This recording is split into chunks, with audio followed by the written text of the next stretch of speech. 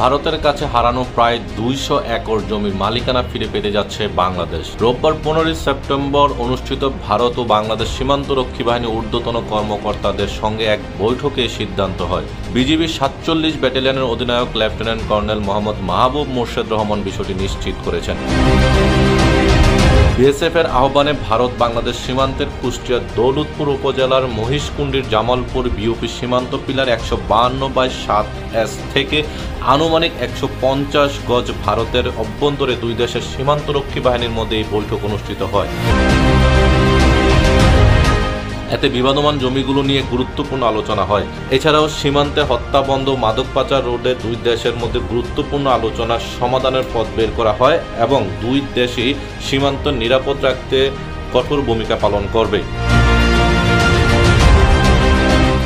BGB ও স্থানীয় সূত্রে জানা গেছে, ৪০পাড়া বর্ডার আউটপোস্টের বিওপি পিলার নং ১৫৭ এমপি থেকে ৮৫/১০S এলাকা পর্যন্ত প্রায় ৩ কিলোমিটার আন্তর্জাতিক সীমান্ত পিলার পদ্মা নদীর ভাঙ্গন ও প্রাকৃতিক দুর্যোগের কারণে সীমানা এলোমেলো হয়ে যায়। কেউ না বুঝলেও আমরা আপনার প্রয়োজন বুঝি, আর তাই তো অত্যাধুনিক ফিচার সম্বলিত বিভিন্ন সাইজ আর কালারের ২৫০টিরও বেশি ডিজাইন অপশন নিয়ে ওয়ালটন স্মার্ট ফ্রিজ বোঝে আপনার প্রয়োজন।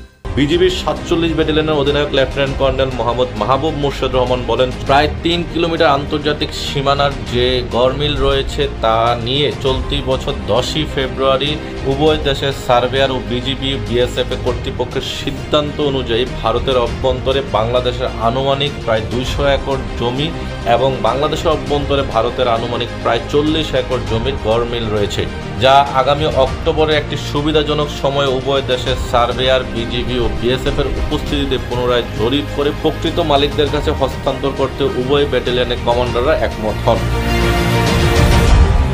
উল্লেখ্য যে সীমান্তের বিবাদমান এই অংশটি নদী এলাকা হওয়ায় পদ্মার ভাঙন ও প্রাকৃতিক দুর্যোগের কারণে দুই দেশের সঠিক সীমানা নির্ধারণের জটিলতা ছিল বহুদিনের।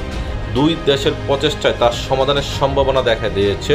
দ্রুত সময়ে সঠিক সীমানা নির্ধারণ করা হবে, তবে জমি বুঝে না পাওয়া পর্যন্ত কেউই তা ব্যবহার করতে পারবে না। কুষ্টিয়া মিরপুর সংবাদদাতা হুমায়ুন কবির হিমুর পাঠানো তথ্যচিত্রে তানভীর আহমদ, ইত্তেফাক।